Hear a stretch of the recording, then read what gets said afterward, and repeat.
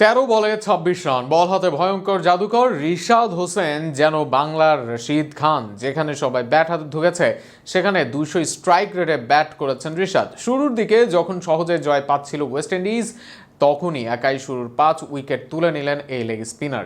রিশাদের বলে ব্যাটে দারুণ দিন নিয়ে বিস্তারিত থাকছে প্রতিবেদনায়।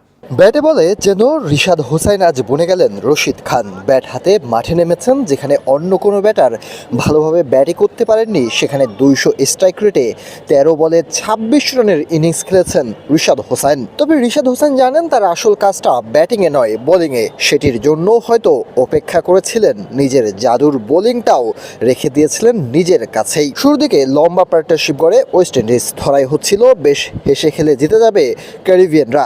তবে সেখানে দৃশ্যপটে আসলেন রিশাদ হোসাইন। শুরুতে আলিককে ফিরালেন এলবিডব্লিউর ফাঁদে পেলে, এরপর নুরুল হাসান সোহানের ক্যাচ করে ফেরালেন ব্র্যান্ডন কিংকে। ওয়েস্ট ইন্ডিজের হয়ে তৃতীয় ব্যাটার কেসি কার্টিকেও ফেরালেন রিশাদ হোসাইন। চতুর্থ উইকেটটাও আসলো রিশাদ হোসেনের বোলিংয়েই।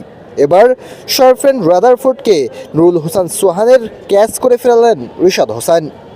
অর্থাৎ শুরুর 4 উইকেটেই রিশাদ হোসেনের বোলিংয়ে শেষ হয়েছে ওয়েস্ট ইন্ডিজের। ম্যাচ জুড়েই তার 10 ওভার যেন ছিল আতঙ্ক।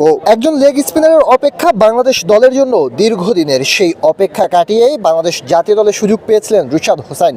বলে ব্যাটে যখন থেকে সুযোগ পেয়েছেন তখন থেকেই নিজেকে নিংড়ে দিয়েছেন এই টাইগার লেগ স্পিনার।